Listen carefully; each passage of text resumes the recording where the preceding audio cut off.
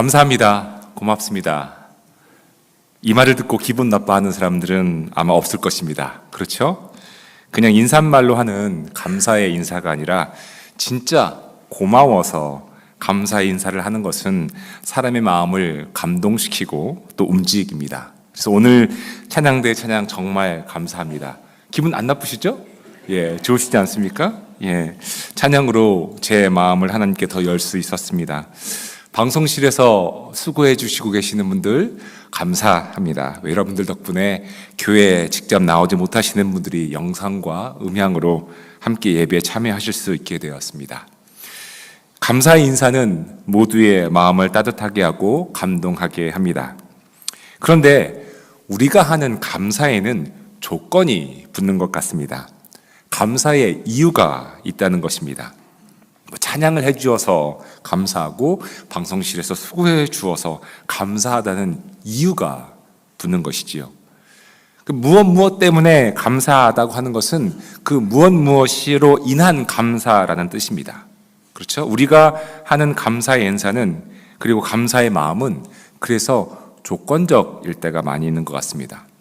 그런데 하나님께서 우리에게 원하시는 감사는 조건이 있는 감사가 아니라 어떤 상황에서도 감사할 수 있는 조건이 없는 감사입니다. 이렇게 말씀드릴 수 있는 이유는 무조건적인 감사를 해야 한다는 말씀이 성경에 있기 때문입니다. 성경은 우리에게 모든 일에 감사하라고 말씀하고 있습니다. 데살로니가전서 5장의 말씀입니다. 항상 기뻐하십시오. 끊임없이 기도하십시오. 그 다음 뭐죠? 함께 읽어보겠습니다. 모든 일에 감사하십시오. 이것이 그리스도 예수 안에서 여러분에게 바라시는 하나님의 뜻입니다. 모든 일에 감사하십시오. 남편에게, 아내에게, 자식에게, 직장 동료에게, 때로는 감사할 수 없는 상황이라 하더라도 감사할 수 있다면 그것은 조건에 기반을 둔 감사가 아니라 그들의 존재만으로도 기쁘고 감사하기 때문에 할 수 있는 조건이 없는 감사일 것입니다.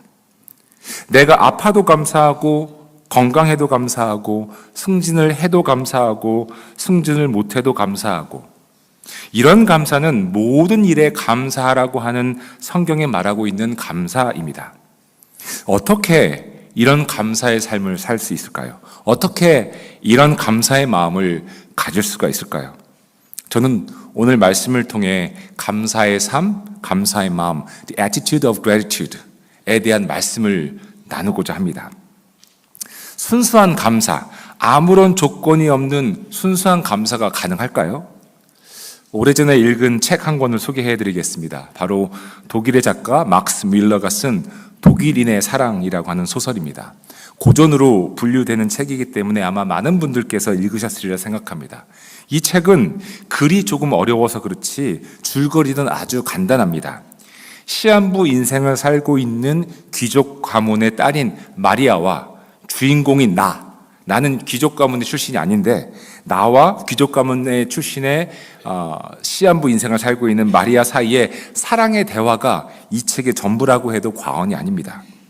비록 마리아는 시한부라는 한정된 시간 속에서 살고 있지만 주인공인 나는 신분의 차이를 극복하고 마리아를 사랑하게 됩니다.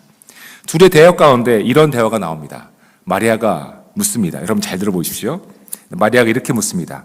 왜 당신은 나를 사랑하나요? 그러자 나는 이렇게 대답을 합니다. 어린아이에게 왜 태어났냐고 물어보십시오. 꽃에게 왜 피었냐고, 태양에게 왜 비추냐고 물어보십시오. 나는 당신을 사랑하도록 되어 있기 때문에 사랑하는 겁니다. 너무 멋지지 않습니까, 여러분? 여러분 혹시 이런 사랑 고백을 받아보신 적 있으십니까? 왜 사랑하나요? 라고는 조건을 물었을 때 조건이 없는 사랑입니다. 사랑하는데 이유가 있지 않다는 겁니다. 진정한 사랑에는 이유가 없습니다. 이유가 있어서 사랑하는 것이라면 그 사랑은 이유가 사라지면 사랑도 사라집니다.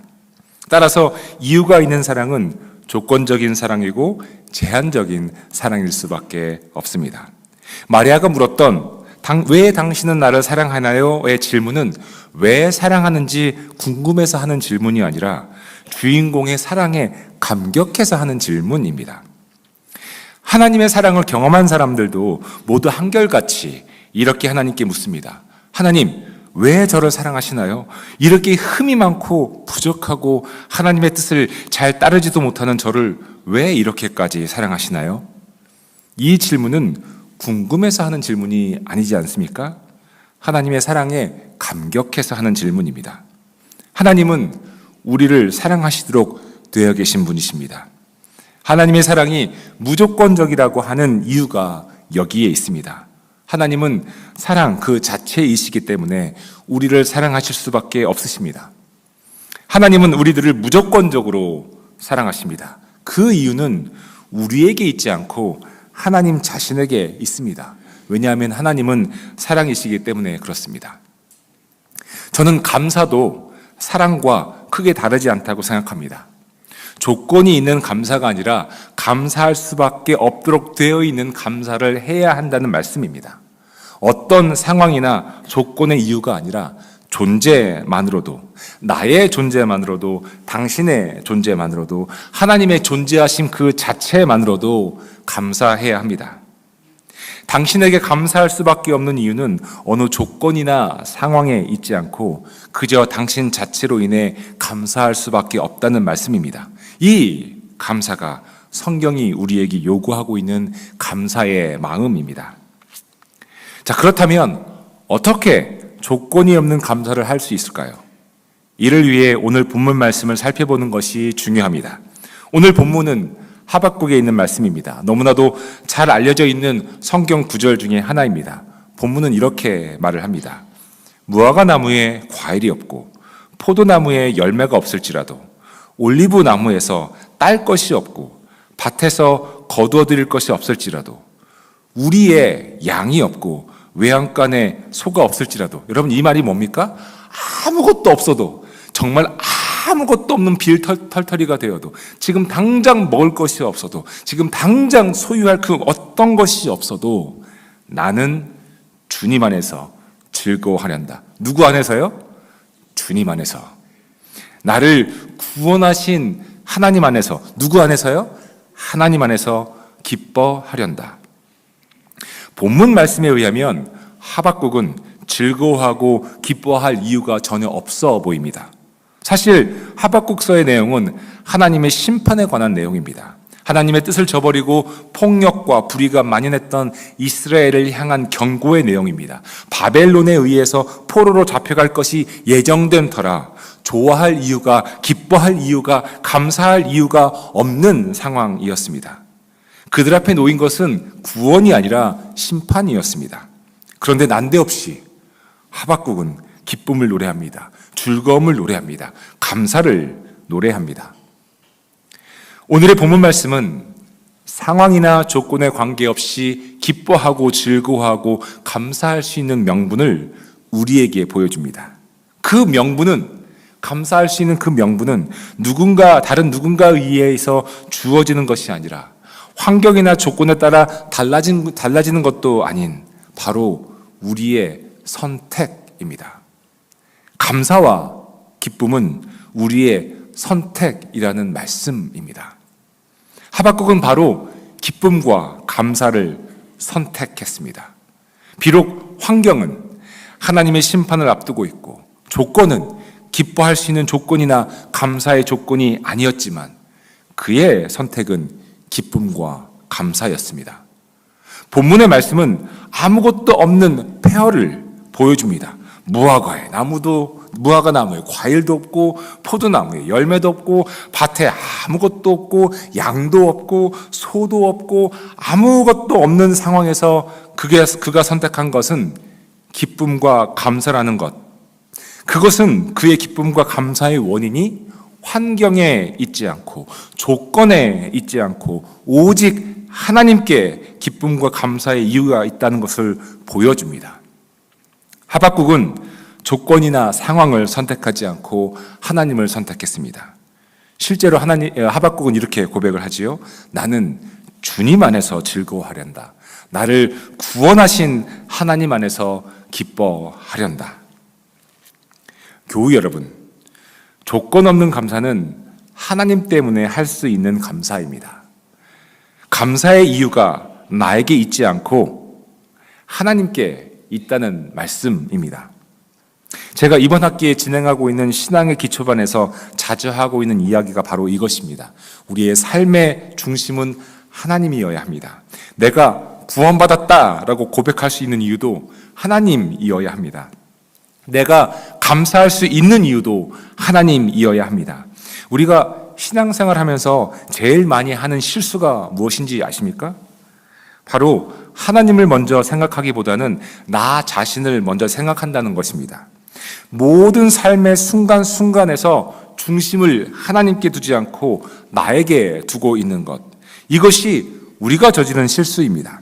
무슨 의미인지 조금 더 살펴보겠습니다. 여러분, 만약 제가 여러분들에게 이렇게 묻는다면 뭐라고 대답하시겠습니까? 교우 여러분, 교우님, 구원 받으셨습니까? 자, 어떻게 대답하시겠습니까? 솔직히 구원 받았는지 잘 모르시는 분들도 계시지요? 아직 구원의 확신이 없으신 분들도 계시지요? 구체적으로 구원이 무엇인지 생각 안 해보신 분들도 계시지요? 교회 다니면서 이런 질문을 불편하게 여기시는 분들도 계시지요? 구원이야 개인적인 것인데 왜 개인적인 것을 묻냐고 생각하시는 분들도 계실 수 있습니다. 만약 불편하게 느끼셨다면 죄송합니다. 하지만 이 질문은 우리의 관점, 우리의 시선이 어디에 있느냐 하고 묻는 질문입니다. 무슨 말씀이냐 하면 이렇습니다. 우리는 흔히 구원받았습니까? 하고 질문을 받으면 내가 구원받았나? 하고 생각합니다. 그리고 내가 구원받을 자격이 있나? 하고 자기 자신에게 관점을 두고 자기 자신에게 집중을 합니다. 그런데 여러분, 구원받았습니까? 의 질문은 여러분에 관한 질문이 아닙니다. 이 질문은 하나님께 관심을 두고 하나님을 집중해야 하는 질문입니다. 무슨 말씀인고 하면 이렇습니다. 구원받았습니까? 하는 질문은 하나님은 당신에게 구원을 베푸신 분이십니까? 하는 질문과 같습니다. 즉, 질문을 받은 나에게 집중하는 것이 아니라 구원을 주시는 하나님께 집중하라는 질문입니다. 나는 구원받을 자격이 없으나 하나님은 구원을 주실 자격이 있으신 분이라는 것에 집중을 해야 합니다. 결국 누구를 바라보느냐, 누구에게 집중하느냐입니다. 나를 바라보고 나에게 집중하면 나는 자격이 없어서 구원의 확신이 없습니다. 누군가 저에게 목사님은 구원받았습니까? 라고 물었을 때 만약에 제가 저를 생각한다면 제가 어떻게 구원을 받습니까? 구원받을 자격이 없는데요.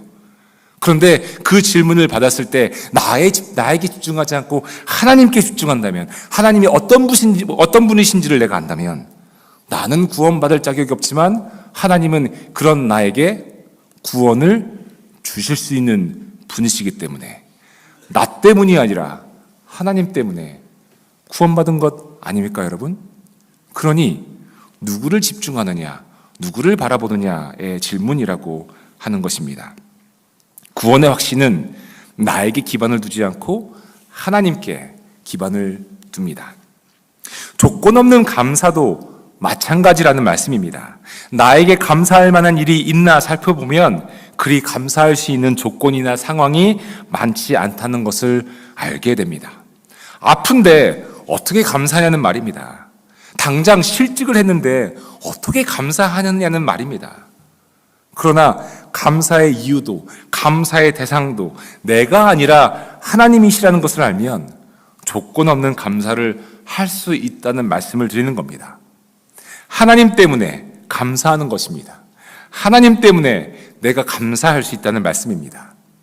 아내를 보면, 남편을 보면, 자녀들을 보면, 직장 동료들을 보면, 직장 상사를 보면 감사할 수 있는 조건이 많이 없을 수도 있습니다. 그러나 그들에게 임하시는 하나님을 보면, 하나님께 초점을 두면 하나님 때문에 그들의 존재만으로도 감사할 수 있다는 것입니다. 욕심을 내면 감사가 없지만 욕심을 내려놓으면 모든 것이 감사입니다. 하나님 때문에 감사하다는 것입니다. 하나님의 구원의 은혜로 감사가 넘칠 수 있다는 말씀입니다. 사랑하는 교회 여러분, 성경을 보면, 특히 구약 성서를 보면 하나님께서 지속적으로 계속해서 이스라엘 백성에게 하시는 말씀이 있습니다. 바로 기억하라 라는 말씀입니다. 기억하라. 기억하라. 너는 내가 누구인지 기억하라. 내가 너희를 이집트 땅에서 어떻게 구원했는지 기억하라. 기억하라. 기억하라는 말씀은 구약 성서와 신약 성서에서 지속적으로 반복되는 말씀입니다. 신명기 말씀을 한번 보시겠습니다. 당신들이 광야를 지나온 40년 동안 주 당신들의 하나님이 당신들을 어떻게 인도하셨는지를 뭐 하라고요? 기억하십시오. 하나님께서 어떻게 우리를 구원하시는지를 기억하라는 말씀입니다. 그런데 우리 인간들이 얼마나 주변 환경에 쉽게 흔들리는지, 구원을 베푸시는 하나님의 구원의 은혜를 주변 환경이나 조건 때문에 잊어버릴 때가 많이 있습니다. 그 대표적인 이야기가 이스라엘 백성들이 홍해를 건넌 이야기입니다. 풍전등화와 같은 상황입니다. 앞에는 바다가 있었고 뒤에는 이집트 군대가 쫓아오고 있습니다. 모세는 이스라엘 백성에게 이렇게 말을 합니다. 두려워하지 마십시오. 당신들은 가만히 서서 주님께서 오늘 당신들을 어떻게 구원하시는지를 지켜보기만 하십시오. 그리고 정말 하나님은 홍해를 가르셨고 이스라엘 백성들은 한 사람도 다친 사람 없이 하나님의 구원의 능력과 은혜를 경험했습니다. 그런데 며칠 뒤에 무슨 일이 벌어졌습니까? 홍해를 건넌 후 그들은 수르 광야라는 곳에 들어갔습니다. 절대절명의 순간에서 하나님의 은혜로 구출된 후 그들은 3일 동안 마실 수 있는 물을 찾지 못하게 되자 불평이 터져 나오기 시작했습니다. 불과 3일 전에 바다에 빠져 죽던 이집트의 군인들에 의해서 칼로 죽을 수밖에 없는 상황에서 구원되었는데도 그 구원의 은혜를 잊고 감사는 쏙 들어가고 불평과 불만이 터져 나왔던 것입니다. 또 어떻습니까? 먹을 것이 없다고 불평과 불만을 모세와 아론에게 쏟아내기 시작했습니다. 이렇게 말을 합니다. 차라리 우리가 이집트 땅 거기 고기 가마 곁에 앉아 배불리 음식을 먹던 그때에 누가 우리를 주님의 손에 넘겨주어서 죽게 했더라면 더 좋을 뻔하였습니다. 그런데 당신들은 지금 우리를 이 광야를 끌고 나와서 이 모든 회중을 다 굶어 죽게 하고 있습니다. 기억하지 못했지요. 잊어버렸지요. 그 구원의 은혜를요. 상황을 보면 이해가 됩니다. 3일 동안 물이 없었으니 그럴 수도 있었겠습니다. 먹을 것이 없고 굶고 있으니 그럴 수도 있었겠습니다. 상황을 보면 이해가 됩니다. 우리 중 누가 당시의 이스라엘 백성들에게 어떻게 그럴 수 있냐고 손가락질할 수 있겠습니까? 이 이야기는 이스라엘 사람들이 그렇게 했다는 이야기만이 아니라 우리도 감사를 잊고 상황과 환경과 조건 때문에 불평과 불만을 쏟아낼 수 있다는 것을 보여줍니다. 하나님의 은혜를, 하나님의 구원의 역사를 기억하지 못해서 감사는 없어지고 불평과 불만이 남을 수 있다는 말입니다. 그러니 누구를 바라봐야 되겠습니까? 무엇을 기억해야 되겠습니까? 상황을 바라봐야 되겠습니까? 하나님을 바라봐야 되겠습니까? 무엇을 기억해야 되겠습니까? 하나님의 은혜, 하나님의 구원을 기억해야 되지 않겠습니까? 오늘 본문 말씀인 하박국의 말씀은 조건과 환경과 상황에 관계없이 감사할 수 있는 이유를 하나님께 찾고 있는 말씀입니다. 아무것도 없어도 내 감사의 이유는 오직 누구요? 하나님 한 분이십니다.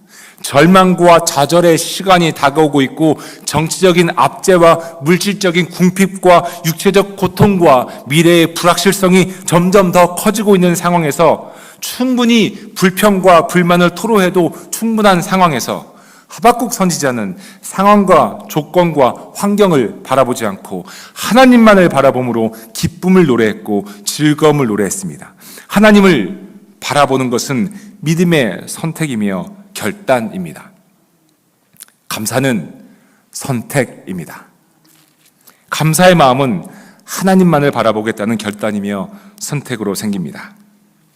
그런데 여러분 앞에 솔직하게 고백하겠습니다. 이 말씀을 준비하는 지난 주간 저는 마음이 착잡하기 그지 없었습니다.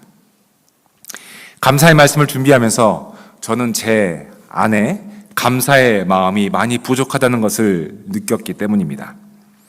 여러분들 앞에서 감사는 하나님만을 바라보는 선택이라고 말씀을 드리면서 그 말씀을 준비하면서 하나님을 바라보기보다는 제 안에 있는 자아와 욕심과 죄성이 자꾸만 하나님을 바라보지 못하게 만들고 도리어 저 자신을 바라보게 만들었기 때문입니다.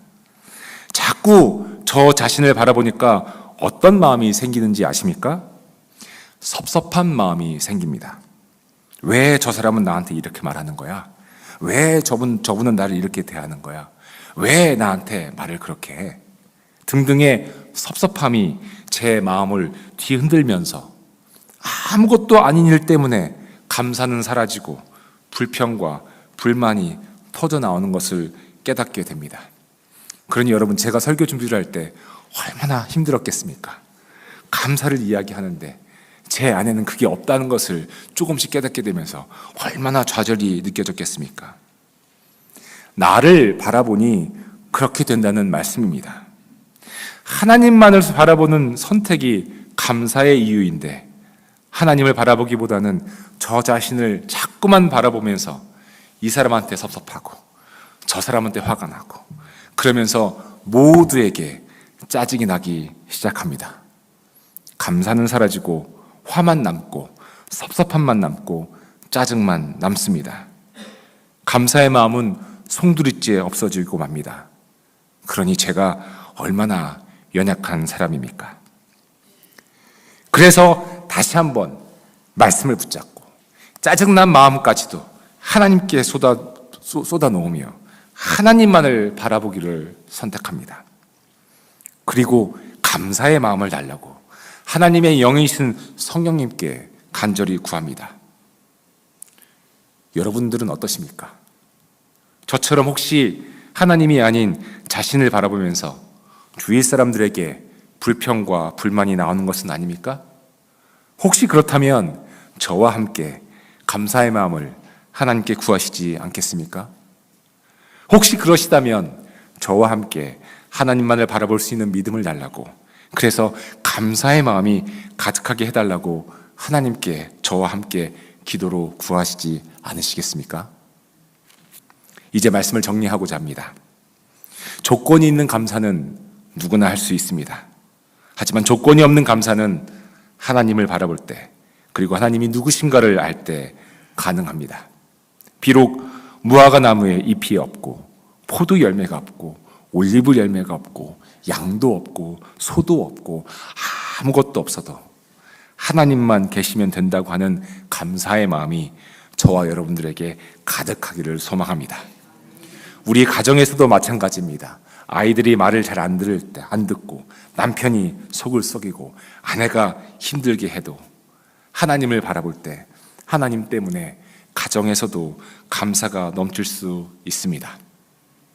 그리고 여러분 이거 아십니까? 말에는 힘이 있고 능력이 있습니다. 그러니 감사할 수 없는 조건과 환경과 상황에서도, 그리고 감사하기 참 어려운 사람에게도 감사를 선택하시기 바랍니다. 감사합니다. 고맙습니다. 아들 고마워. 딸 고마워. 여보 고마워요. 이렇게 감사를 선택하는 것입니다. 내 곁에 있어 주는 것만으로도, 그 존재만으로도 감사할 수 있는 것입니다. 그리고 이 감사의 말은 우리의 마음을 감사로 넘치게 합니다. 감사의 시작은 하나님께 대한 감사입니다. 아무것도 없고 피폐해져 가는 현실이라도 하나님 때문에 감사할 수 있는 것, 그 선택을 저와 여러분이 함께 하게 되기를 간절히 바랍니다. 감사의 마음은 하나님을 바라볼 때 생깁니다. 감사의 마음은 하나님을 기억할 때 가질 수 있습니다. 11월 첫 주일, 저는 우리 교회의 모든 교우들이 하나님을 향한 조건 없는 감사를 선택하시기를 간절히 바랍니다. 그리고 가정에서, 직장에서, 학교에서, 교회에서 서로를 향한 감사의 고백들이 넘치기를 소망합니다. 하나님 때문에 살았고, 하나님 때문에 살고 있고, 하나님 때문에 영원히 살 것입니다. 그러니 하나님 때문에 감사합니다. 그리고 교회 여러분, 진심으로 감사합니다.